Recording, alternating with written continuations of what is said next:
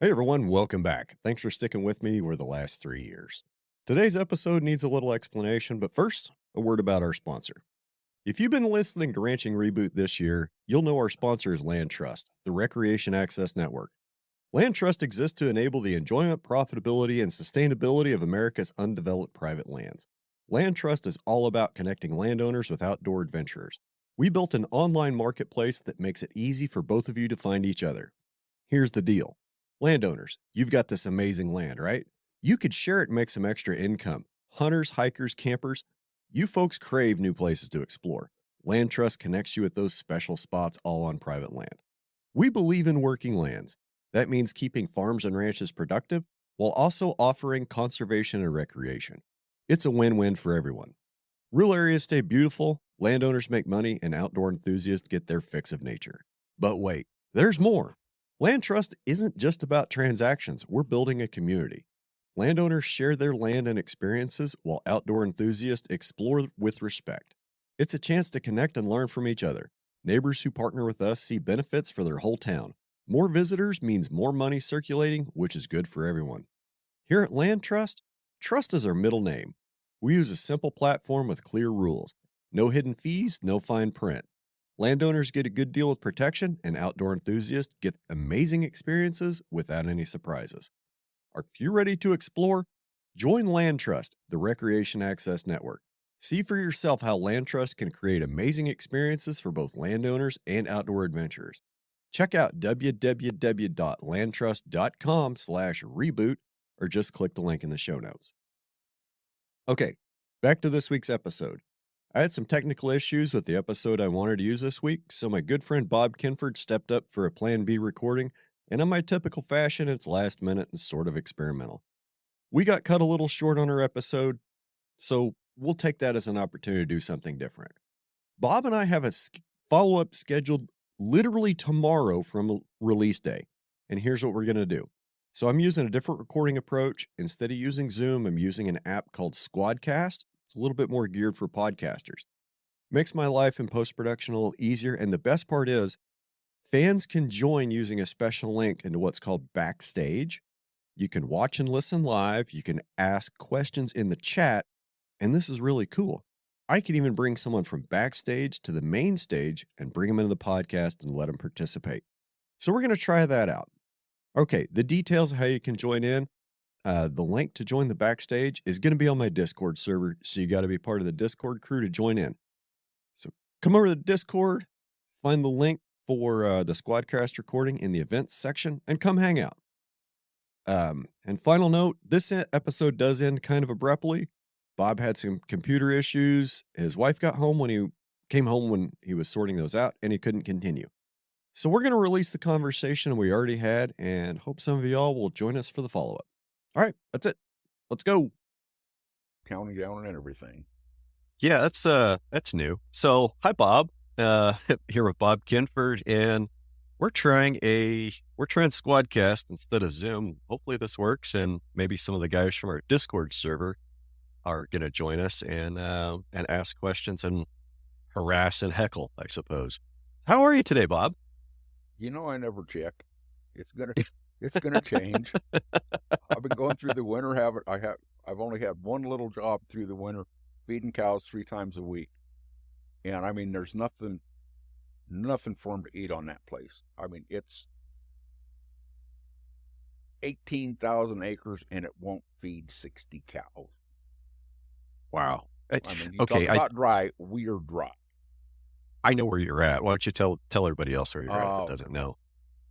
In far west Texas, out where they claim it's God's country, but I think Satan has the lease on it. And these people have, I mean, they're good people, but they're conventional operators and stuck into that whole damn paradigm. They've got another smaller place they just picked up. It hasn't been grazed for 3 years. And we went down, we fixed fences and water lines on the one place, and then we gathered the other day, and he got a offer on his cows, and he just sold that set of cows. So my job of going down and starting an IMG program on the other place just kind of is gone. But the thing is that place hasn't been grazed in 3 years. If they don't graze it, and if they don't get it grazed this year, they are going to lose half the grass. Okay. And there's no way of trying to convince them of this because they're stuck in the paradigm. Oh, you got to let it rest. Okay. Can you keep going? Tell me why that's wrong. Tell me Well, why you think it's wrong. Well, it's not because I think it's wrong. It's just been what nature's shown me down here. Once you get past about 2 years rest, it starts oxidizing. And this is already, it's got a year's worth of oxidization on there. They've got a little bit of grass from last year where they did get a little bit of rain over there that's still fairly healthy, but it's showing signs of oxidization. And if it goes one more year, the grass just isn't going to grow. All that grass is just going to be dead.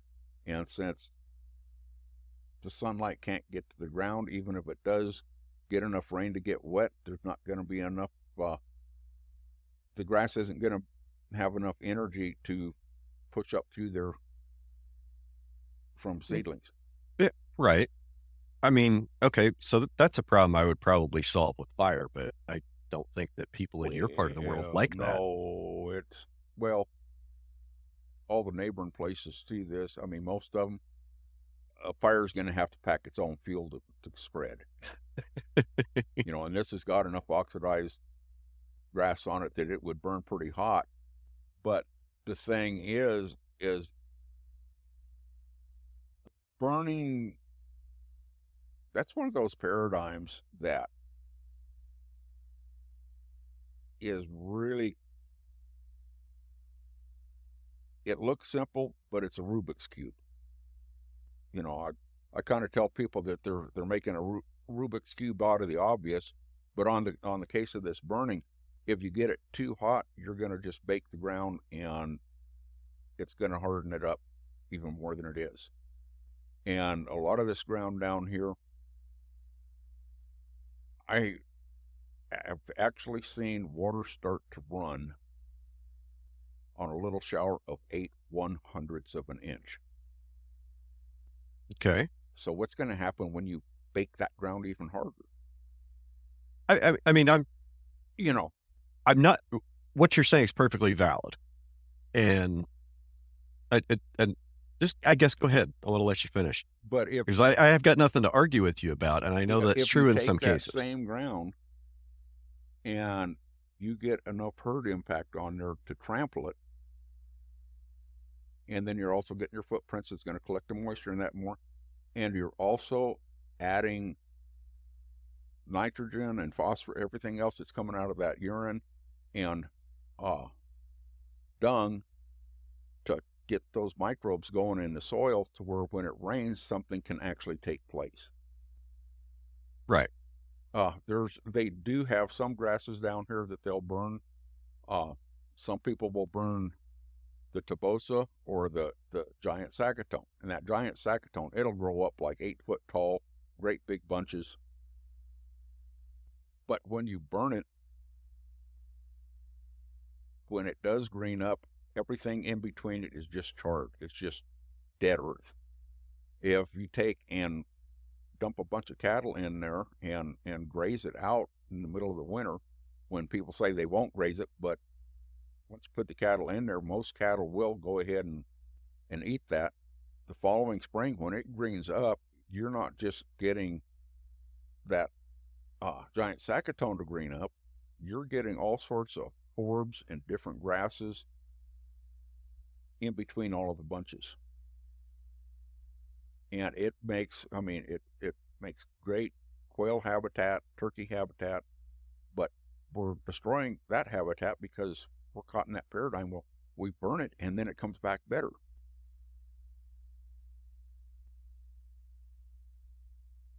What I think I heard you say, kind of aside from the whole burning thing, is it seems like a lot of that ground down there benefits more from being grazed in the winter than it does during the growing season. I think every place does. what I've noticed, and I've noticed even getting up, going to visit Hoy's and going over there on the Masto and clear up into Montana is, and it's kind of counterintuitive, but we always think of those stalks as dead. But Right. and every species of grass seems to have a little bit different level of what it needs to be grazed down to do this. But if you start looking at those grasses in the spring, something that's being grazed in the winter and not taken all the way down to the ground, but taken down to, say, depending on the species of grass, 3 inches to a foot tall. Those stalks will green up before the leaves green up. Okay. To where it's kind of kick-starting your photosynthesis on the plant, and then the leaves will kick in next, and those plants will start in faster, greening up faster than the ones that haven't been grazed, or the ones that have been grazed all the way down to the ground. I mean, we're really bad at observing. Why do you think that is? Because we have such a short attention span and a short time scale? Oh, here we go over the rabbit hole. People talk about the human race being so inquisitive and so intelligent, and look at look at this right here. This took some brain power to come up with this shit, right? But in reality, what is it? It's maybe 1% of the population of the world comes up with something like this. Then you got another percent that's, Jeff Bezos and Elon Musk that takes advantage of these people. And then you've got people that are going, oh, wow, we can use this to make money. And they put it into some format where they're making money. Then they got us that are sitting here, we're just doing this for free just because we think we're smart. And then you have the people that are just working paycheck to paycheck. Everybody gets their own little narrow deal, and we're really not that inquisitive. We're really not fucking bright. I know I'm not bright. I just look at things and I do get curious, but it's like, it's not necessarily because I'm intelligent. It's just because I just want to know things. But I just want to know a range of things. What makes this grass grow? How can I make my cows go better? How can I make my horse friendlier and do more for me? It's all, every bit of it basically burns down to being self-serving and ego. You look at how many people, you look at the tribes that are still around, that people are still living off the land. Yeah. So if we were, as a species, so inquisitive, so stinking intelligent, we wouldn't have the diversity of having, Jeff Bezos, Elon Musk over here, and then having some guy down here that's going out and scrounging around in the rainforest for bugs to cook up on a banana leaf. It's a very strange world we live in. Like, there's some really dramatic contrast if you zoom all the way out. But we need equality. We've got it pretty good in this country. And yeah, Elon, love what the guy's doing with SpaceX, trying to go to Mars. Like, that's one of the things that I can really nerd out on is what he's building down there, on the other side of Texas from you, and what he's trying to do. But why? Why? Why does he want to go to Mars? No. Why do we get interested in that when we don't even know how the hell this planet works? But we're going to go to Mars. We got it screwed up here, so we're going to go start over on Mars, where it's even worse conditions than what we have here. We get in our little box, and then we change our box from this box to this box. Okay, I get your point. Like, why go to Mars? We've got a perfectly good planet here. We've screwed this one up. Can we fix it? I hope so. I hope so for our children's children's children. Well, yeah. But here's the important part. I think that I believe Elon when he says human life must become interplanetary if we want to survive, because asteroids wiped out the dinosaurs. That could happen to us. We could kill ourselves with nuclear war, which could happen tomorrow. Don't look I think up. I think historians are going to look back and say that World War III started somewhere like in between 2019 and 2021. There's all kinds of things. And I think that just having a stable population on another planet, I think that's a worthwhile pursuit. I think it's worthwhile. I really do. But I really question how he's going to get it pulled off. I mean, the amount of mass that has to be transported from Earth to Mars to support a colony, like the amount of mass, just the stuff that they've got to take with them boggles the mind. Like, we're talking thousands of rocket launches that they've launched 3 times, right? Thousands of launches just to send the crap before we start sending people. Hell, And we're gonna kill the climate just on rocket launches going to Mars. probably. But then I think, okay, how do you feed a colony on Mars that's literally at best a 9-month rocket ride from Earth? Okay. Like, you don't just call Domino's and have a couple of larges delivered. Like, that shit doesn't work. You had a part, and I'm really bad about listening to podcasts. I'm getting to where I almost don't listen to anything because I'm getting overload, and you know me, I'm kind of ADHD, and then I get an compulsive deal to dive into shit, and it's just kind of, for my own sanity, I'm not listening to a whole lot. But I saw on Discord where you had that gal talking about greenhouses.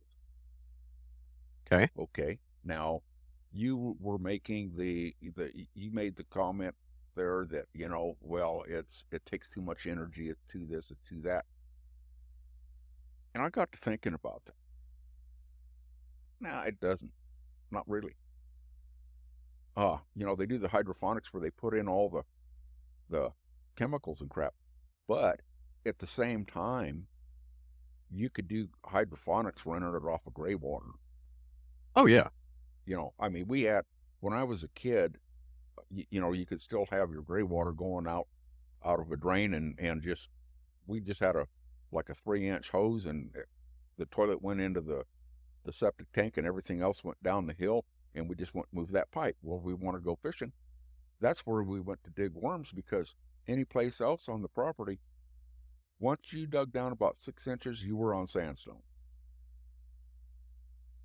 You could dig a 4-foot hole where that gray water had been going, and it was just full of worms. Okay.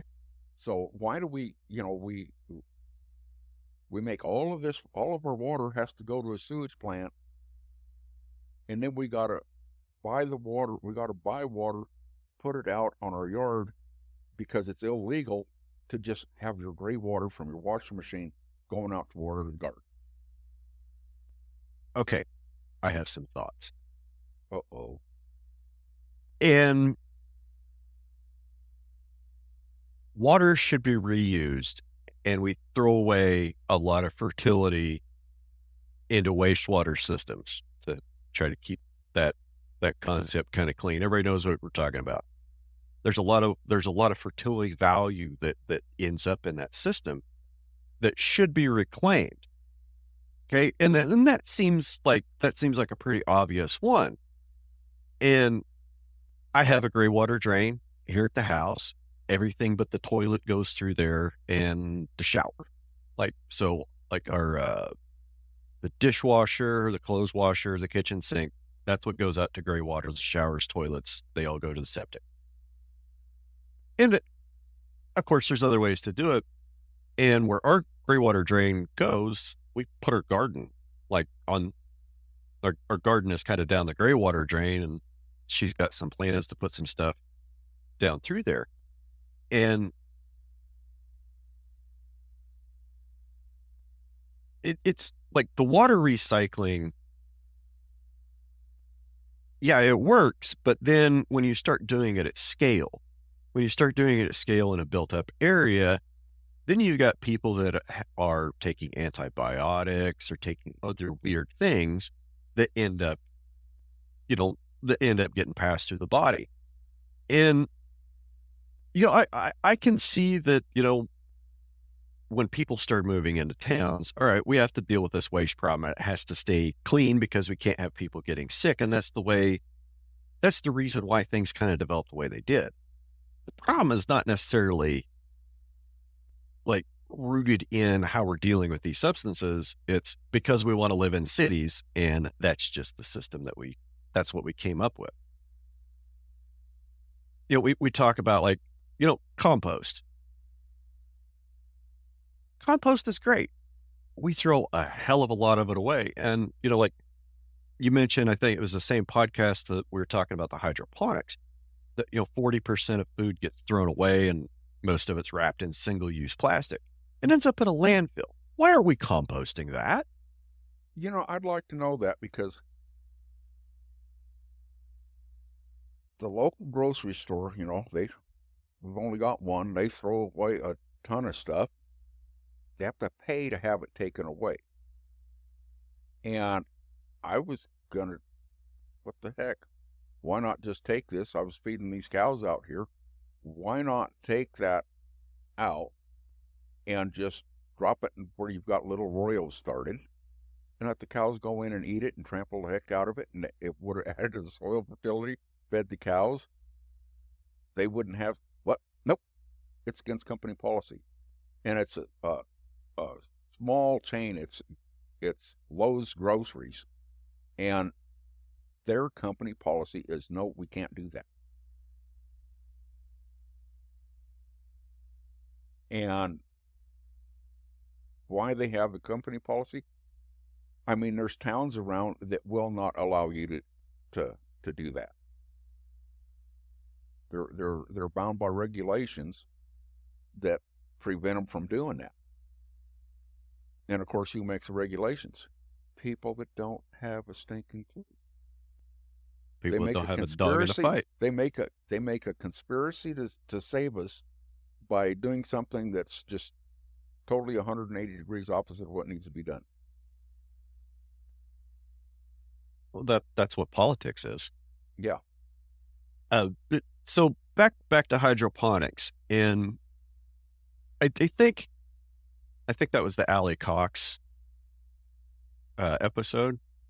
And my whole point with the energy thing is, okay, instead of growing plants outside in soil, we want to bring them into a building, and we're going to grow them in a liquid solution, a liquid nutrient solution that's circulated through. We got to have something to hold the plant so it can grow and the roots can go down into this solution. Yeah.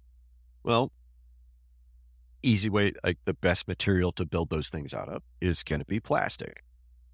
Plastics take oil. We got to have a pump to circulate the water or the fluid. Okay. That takes energy to drive the pump. Now, all the nutrients that we're putting into the fluid, into this hydroponic solution, where the nutrients come from. Well, see, there's where your gray water comes in. Do you realize how many? You're right. You're right with the gray water. But if we're talking about how many vacant buildings there are in every city, you talk about urban sprawl. As we get urban sprawl, we're also getting inner city decay. There's I saw that. I mean, you've got these factories that could be, sounds communist here almost maybe, but it's okay. Let it rip. They could redesign some of these vacant factories into apartment buildings with with built-in hydroponics, passive solar to help heat, and run it all off the gray water. That's a very interesting concept. And I'm sure it has some potential. Like I would, while you were talking, I just had this vision of like something like the Sears Tower, whatever they changed the name of that one to. Just imagine big old building, you've got some shops down on the bottom, and then maybe you've got like a couple levels that raise livestock, and then you've got a couple residential levels and a couple farm Well, levels. And I wouldn't necessarily have livestock in there. why not?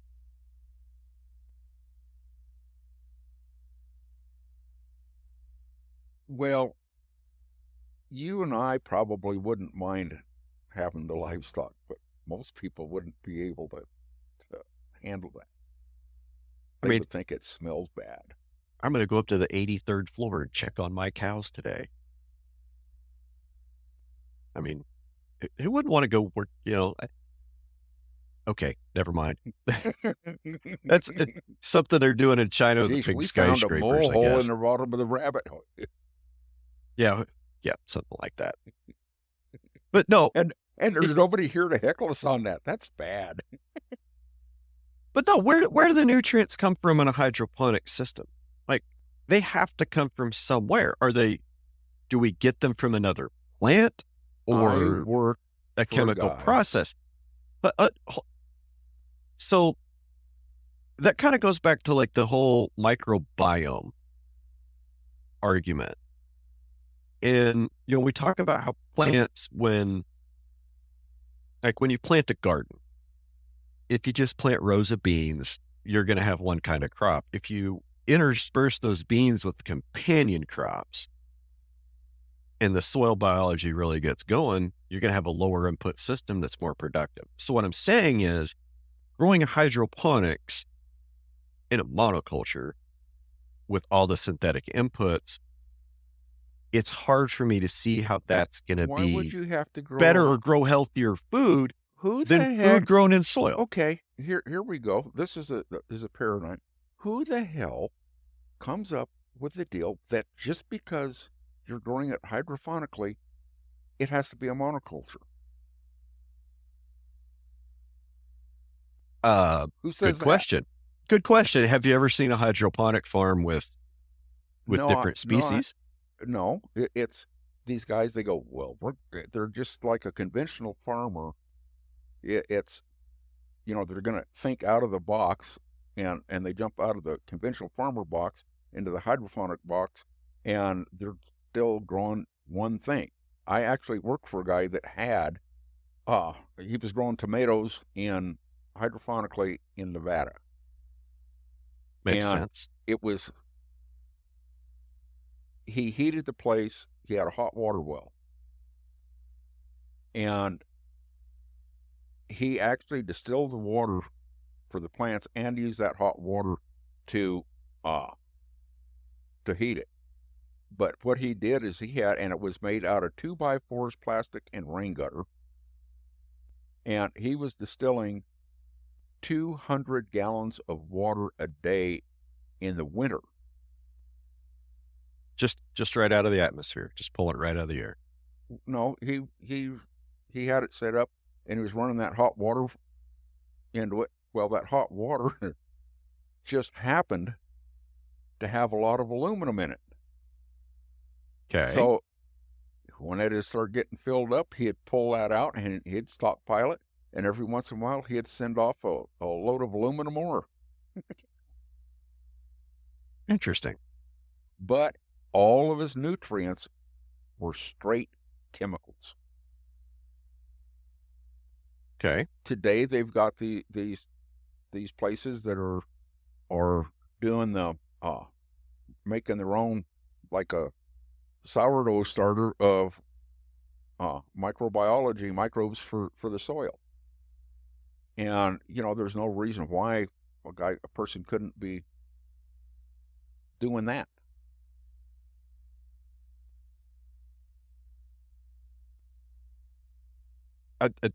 just sitting here thinking about, I mean, there's just a sitting here lot of thinking different, about that. there's a lot of different angles. And what I've noticed is there's those of us that cannot pass a rabbit hole. We can't do it. And people think we're stinking crazy. And we probably are. But we don't get locked into one box. We just, people change paradigms and thinking, well, we're thinking out of the box, and all they're doing is just going into a different box.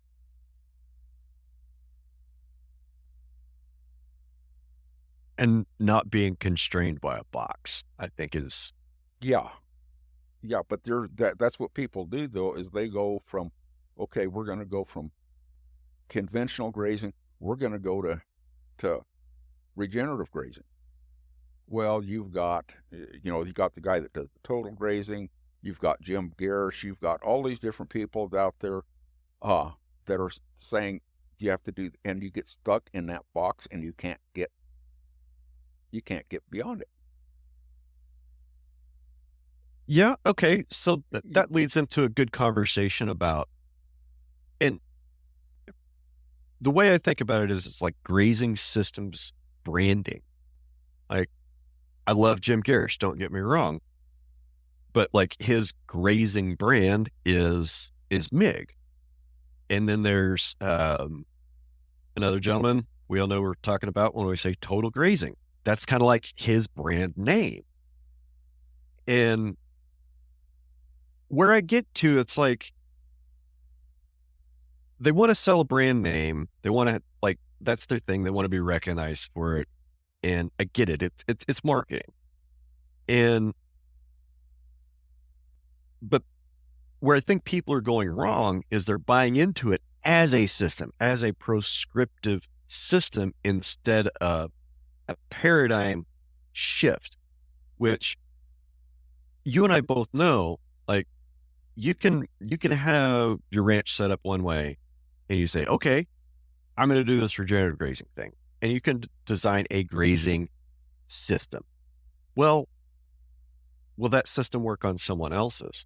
Maybe not. Is that grazing system you design, is that actually appropriate for your context, or are you just using someone else's practices because they sounded cool? Well,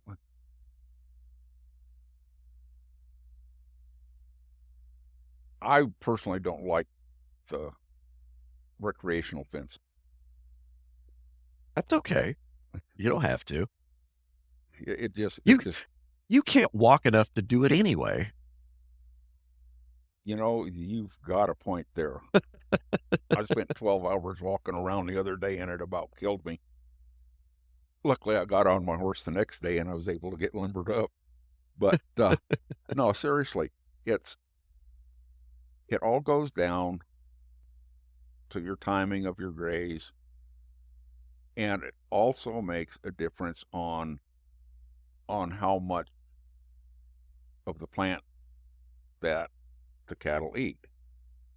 And something that a lot of people miss out on. I just stumbled on it total by accident, just because the guy I was working under, we had all these pivots, and all the pivots are in Bermuda, and we had the same numbers for the same class of cattle.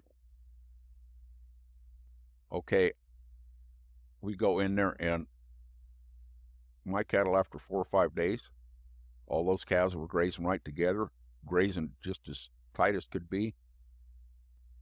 They would stay in there 3 to 5 days longer than his calves were. And he was doing the Jim Garrish deal, daily moves, and his were eating it down within an inch of the ground.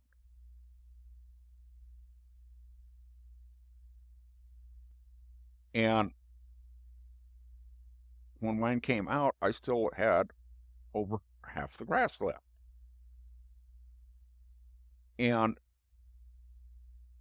then it also recovered faster because of the fact that it was still all green. There was photosynthesis never stopped. It never got knocked back because they were just taking that top third. So at the end, when we go to ship, which set of cattle would you think would have gained more weight? Well, Those that were eating everything, or just the top third? I was going to say, I already know because we had this conversation yesterday, Yeah, sir. but there might be people that don't know. I mean, there's definitely nobody Right. listening today, so it'll be new for them tomorrow. Yeah. Yeah. But it was the same. It was identical. And like I told you yesterday when I talked to Temple Grandin about it, she said that taking that top third to one half, they're getting the peak nutrition, which allows their rumen to work more efficient. And we make all of this talk about, oh, we've got to be able to make them perform on low performance feed. Well, if they can just take that top third, let all your plants recover faster for the same weight gain, and then one of the results in there that Ricky Scrimmer's cattle do that, and she sent me some video here a couple of years ago where she said it was 107 or 108 degrees at 8 o'clock at night. Ooh. And she's built her herd up enough to where their water system can't handle all the cattle on one drink. So they're in this pasture and they're about a half mile away from each other. And the one is up on a hill and the other one's down lower on the side of a hill, right next to a draw that's full of cottonwood trees. All the cattle at triple digit weather are laying down ruminating in the sun.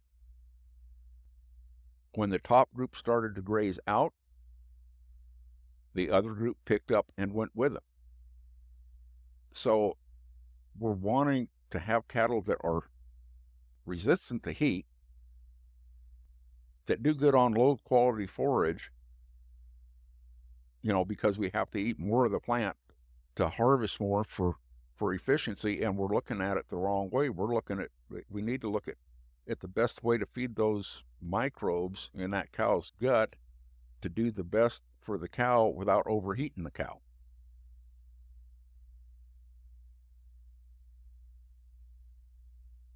Yes. So when we start going for this, we've got to eat more of that plant and utilize that low quality forage. Well, we're making the cow miserable from the heat. They're not as heat tolerant, and then it's taken longer for the grasses to recover. Yes. And that's something that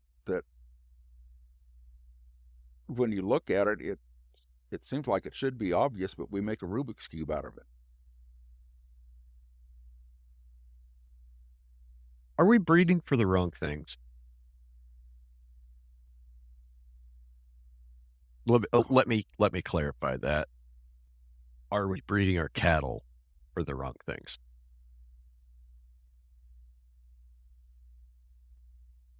Well, it all depends on what we think is the right thing. We all want to save the world. We just disagree as to how. No, I don't even want to save the world. I know there's a bunch of idiots out there that aren't ever going to figure it out, but it'd be nice to be able to give those that are self-sufficient enough that when everything collapses, they can keep making things a little bit better. I was just thinking that's we all want to save the world. We just disagree as to how. That's where a lot of the conflict arises. Is a lot of people want to save the world. I think Elon wants to save the world. I think Alan Savory wants to save the world. They just disagree as to how.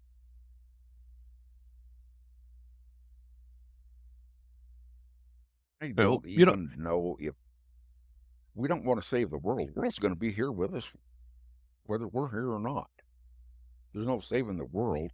It's saving humanity and everybody that's all I think it's a big ego trip to be caught up in there in the world trying to save humanity or save the world. And we get so caught up in that ego trip that what I've noticed.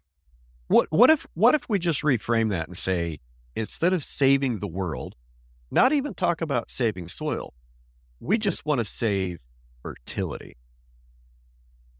Like bovine fertility, soil fertility, human fertility. We want to save fertility.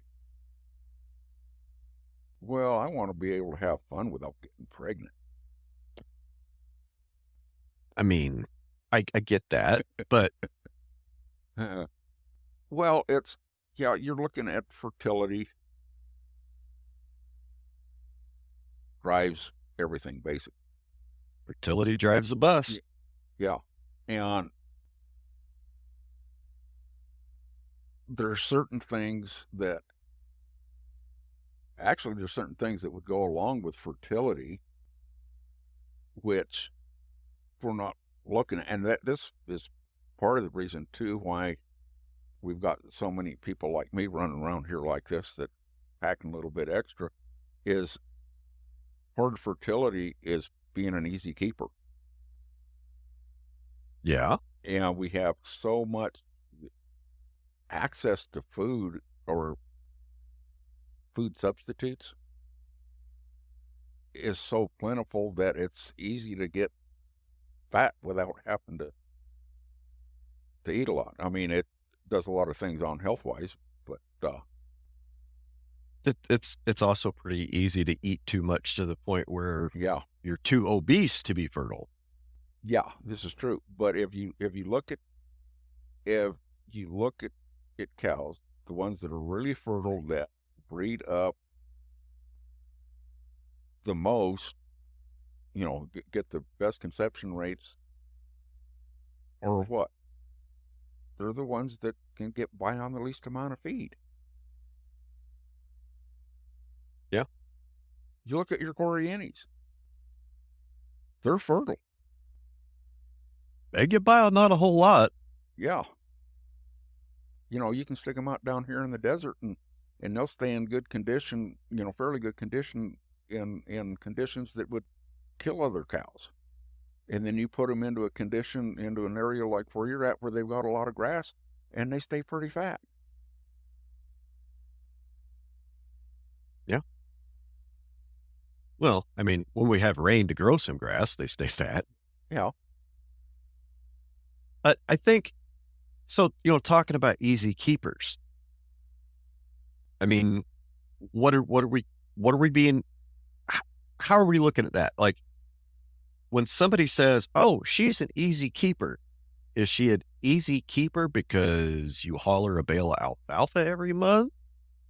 Is she an easy keeper because she gets 4 pounds of cake every day? Or is she an easy keeper because she lived in the pasture last year for 363 days and you never saw her at the feed wagon?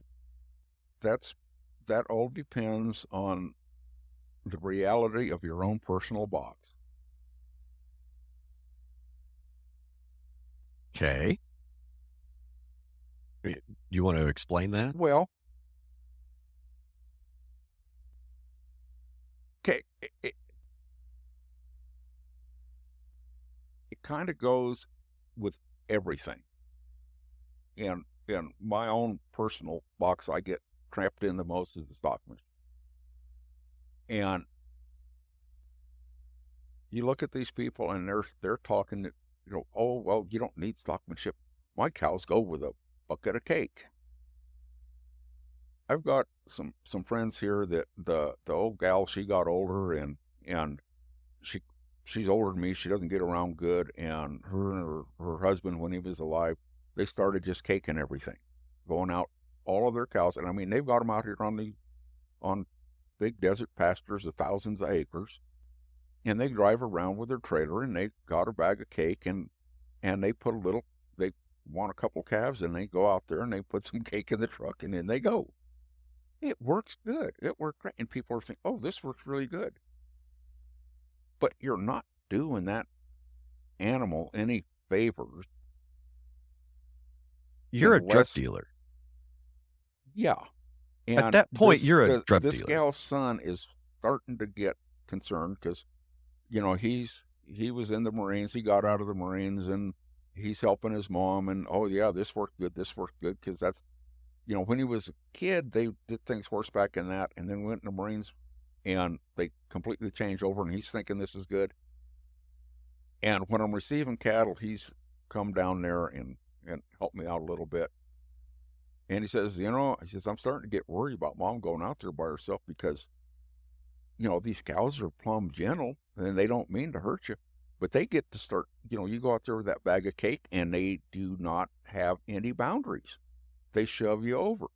And then he's, because I'm old and decrepit and I'm out there loading these cows on foot, and he'll show up a time or two and he's helping me load, and he's seeing the difference in his cows. And some of the cows that get in, they see somebody horseback once or twice a year, they get yeehawed, and they're hunting you. I actually get on the outside of the pen to work them out. Others are just kind of wild, crazy, bouncing off the walls. And those cows go out the alley and they go down on the truck faster than his. I mean, they don't know what they're supposed to do. And, they get into me and I'll work them a little bit and I'll get them to go over. But you get somebody, they get down to the sale barn and they got somebody in back of them with a horse. They're going to be slapping them with the reins and running into them with the horse and everything else to get them to go. They're not doing those animals any favor. Nope. And then there's the whole other end of that equation that nobody looks at, is the difference in how they eat, what they eat, that whole thing, because we don't observe well. Two, and this was on that webinar this week, I'm bringing this up, is we really don't observe, then we don't remember what we observe. I had a teacher when I was in high school that he'd be thrown in jail today for this. But he had his desk sitting in the back of the room, and this one day he started acting like he was just in a grumpy, bad mood. And there was this one kid that was always in trouble anyways, and so he starts bantering back and forth to him. Kid gets up, goes out the door, and he slams the door. And the teacher just comes unglued. The next person that makes a noise is going to get it. Yeah, rah, rah, rah. Well, the kid comes back in, slams the door. This guy jumps up on the desk with a gun and boom, just shoots him. He drops to the floor. I mean, everybody just goes friggin' crazy running out the door. And I'm an idiot. This guy up there, my instinct was to go for the teacher. So I'm fighting my way through everybody. And he's up there and he points that gun at me and goes, "You're next." And it's like, he's got the starting pistol. I said, "How are you going to shoot me with a starting pistol?" In the middle of all this, my mind my mind speeds up where everything's in slow motion. He brings everybody back into the room. He sets us down, 35 kids in there, sets us down, has everybody write down what happened. Okay, and he collects the papers. And the class is over. The next day we come in, he wants everybody to write down what happened the day before. Okay. I think I see where Not this is going. only was there 35 different descriptions on the first day, there's basically 35 different descriptions the second day. So even though we were right in the middle of that, we didn't see it.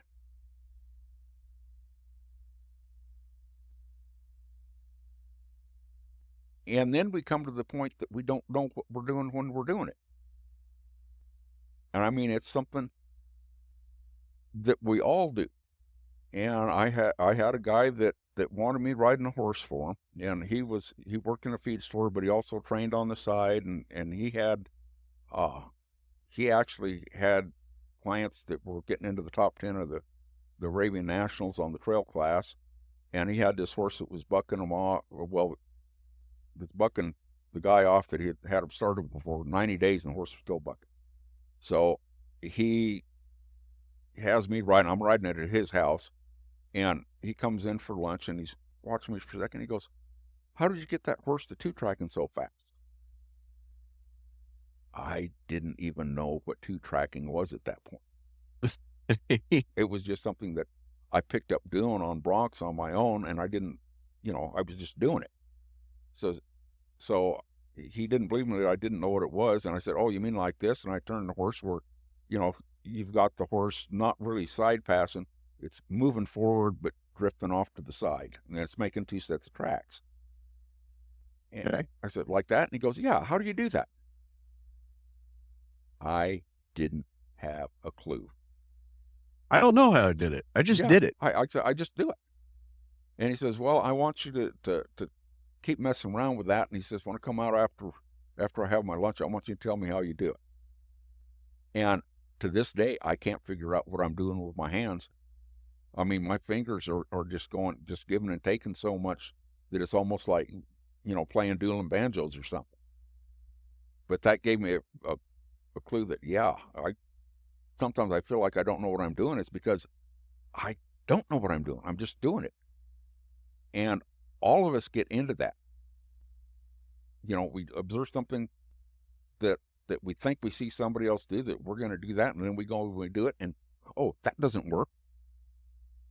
And it's because, one, we didn't observe it in the first place, to where we really understood it, and the second one was, we're not really doing what we think we're doing. I had a guy that was giving riding lessons to that he literally was laying back like a bareback rider.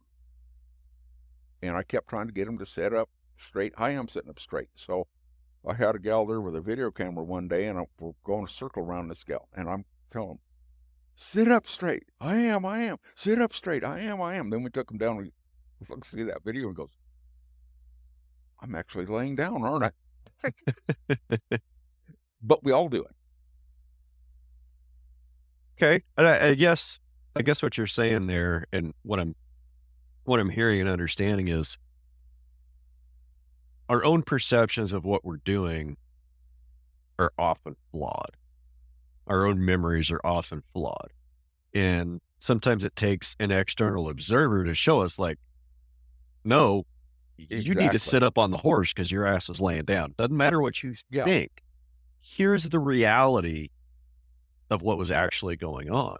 Well, and it's difficult for somebody like, I'm sure I've been in that position where, you're yelling at me, "Sit up." And I'm thinking, I am. And I'm, leaned all the way back. That's just what I think that I'm doing. And my brain is just so wrapped up, I can't see what's actually going on. Well, yeah, our ego will not allow us to realize that we don't know what we're doing.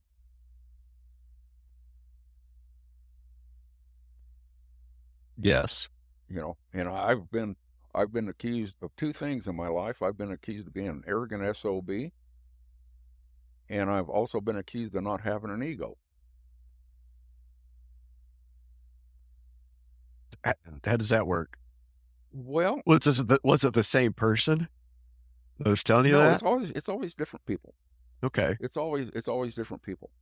If it's somebody that really gets, and I don't look at myself as a very intimidating person, but I've had people tell me that, "Oh, well, that person's intimidated by you," and it's like, why? And that's not just because I challenge what they think is the right way to do something. And they'll be in a situation where this one place I went to work for, their sons have been trying to catch these bulls for months, and they were roping them and everything else to get them in. I just went out, and out of 5 of these bulls that they couldn't catch, I only roped one. And they were mad about it. What'd you do with the others? Just walk them calmly into the corrals? Well, yeah, and it's like, what got me hired on there is I was starting some colts for the guy, and he said they were going to brand and go out, and I had this gal, this friend of mine, that we went out, and they thought they'd put us on a wild goose chase, and they sent us down to this area where they had some cows that were kind of trotty, that they'd been trying to get in. They couldn't get them in, and they said, well, if you can get those into the pen and then meet us up at this other place, this other set of pens. And about 2 hours later, we come pulling in there with my trailer, and, oh, you give up already? Going, oh, no, they're in the pens. They stopped the branding and drove back down there 5 miles to make sure I actually had them in the pens. Their dad hired me. They were mad. You know, they'd been going in there with 3 or 4 good cowboys, and they couldn't get them done. Well, what does a good cowboy do? As soon as they start running, by golly, you got to build to them. You got to get them cut off. And Oh, yeah.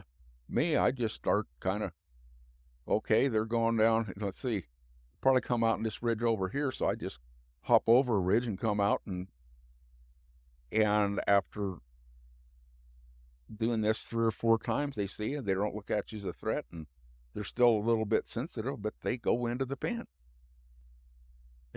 You let them run 3 steps and then fade off.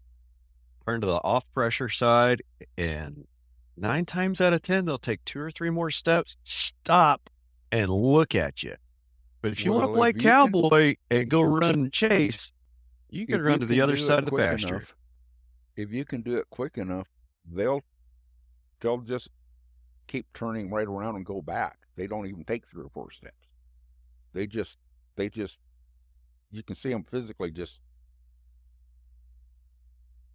depressure and just slow down, and you know, where they start going fast to run, and then they just slow down to make that turn. I know what you're talking about. And people cannot grasp that. They can watch you do it time after time after time. And, well, the guy that I was working with down here, he told me that doesn't work. And the reason he kept saying it wouldn't work is because I'd have something that we're going to the gate, and I'd fade off, and it'd go out the gate, and he'd be having a problem with it, so he's gonna help me. Well, instead of being on my outside hip, I'm fading off, and that guy's passing me up to go to the head, and he's just shoving it around, and he could never grasp the fact that the reason that fade that I made didn't work was because he was pushing the cow around me. Could not convince him of it. But he's actually the one that is one that encouraged me to start teaching stockmanship. I was sitting here, I kind of had like a little mental picture playing of what you were talking about. It's difficult to explain. And I ran into this with my dad several years ago when we were trying to, you know, I was in a side-by-side. He was on a 4-wheeler, and we had a couple of people on horses, and we were trying to move a group of about 120 around a fairly small pasture. And he did this thing twice that made the whole, from all the way in the back, that made the whole front of the herd turn to the left. And he did it twice. And I went and I stopped him. We went off to the side. I said, what you're doing is almost right. But when you go just a little bit farther and you make that left-hand turn back into the herd, the front end is getting that pressure and they're turning left away from you.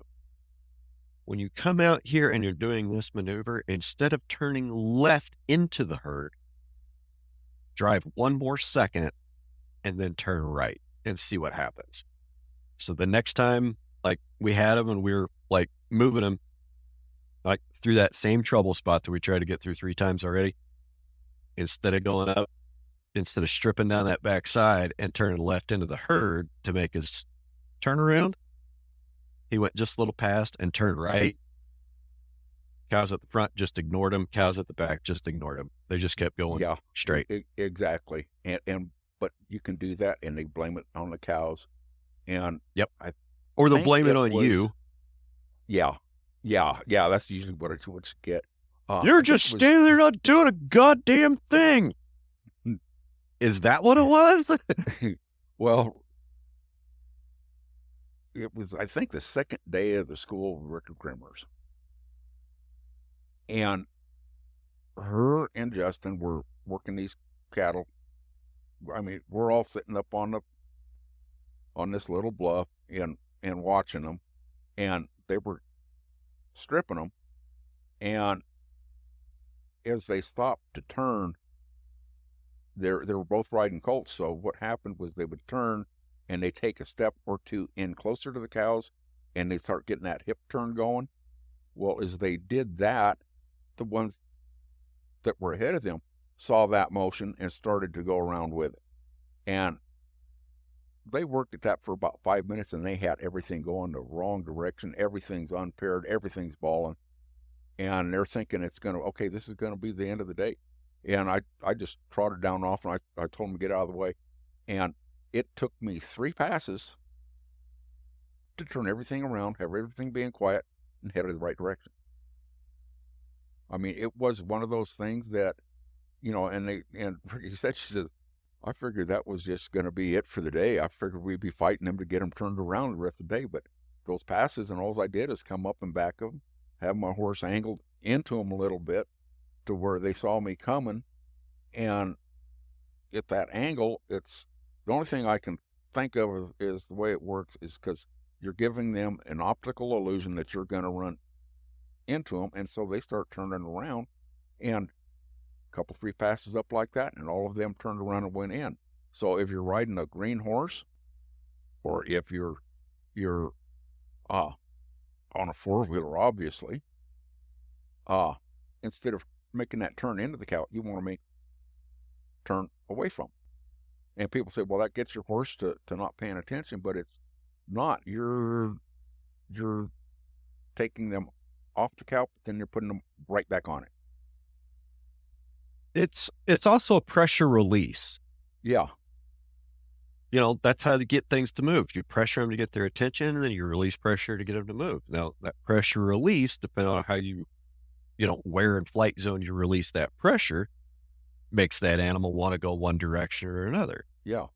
Continued pressure is continued stress, and without the release, the stress level just continues to build, and things get faster and faster and faster until you have a wreck. And if you use indirect pressure, you're just taking that stress level down even more. What do you mean by indirect pressure when you're talking about livestock?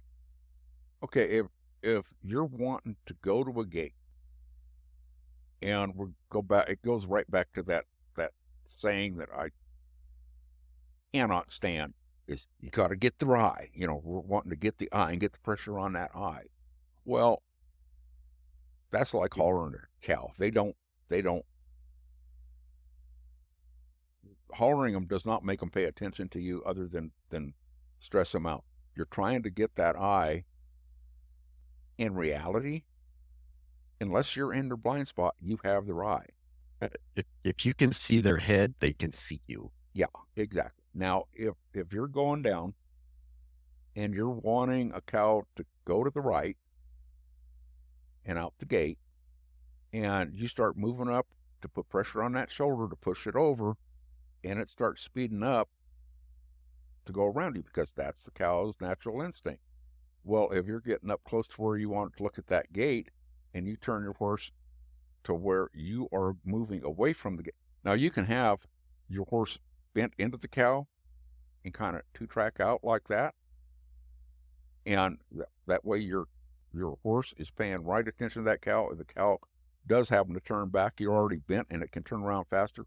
But just having that horse move bent at that cow and moving away like that, that cow will start, okay, where can I go to get away from this pressure? And it looks at the gate and it goes out the stinking gate. I like how you're saying optical illusion, but I don't think that's right. It's like, so when the cow's moving and you're out here, and then when you change to that 2-track and you're moving like this, you're moving. That tells the cow something different than when you're just paralleled. Yeah. Right. Well, when you're just paralleled on the hip. As soon as you turn in, if you keep the same direction and motion, that's going to make that animal want to turn away from you. Yeah. And the thing is if you've got a horse that that you don't have any lateral movement on it, and you just turn that horse off to go off that way, they'll do it. But you got to pay attention to the positioning on it and not go too far off, because then they'll straighten back out. So when they'll go with you. Not necessarily. Yeah, they may try to straighten out or go out, but if you hold that position, then you got them going. They'll keep going. If you start it like that and then you straighten back up, well, then they're going to speed up again. Put that pressure back on that head, they're going to speed up again. Yeah. And this is something, and this is stuff that Bud didn't teach, because he couldn't figure out. I mean, heck, people didn't get the basics. There'll be people going back 3, 4, 5 times to his schools and asking the same questions every time. So he assumed that was just too advanced to teach. And I thought about that for a long, long, long time.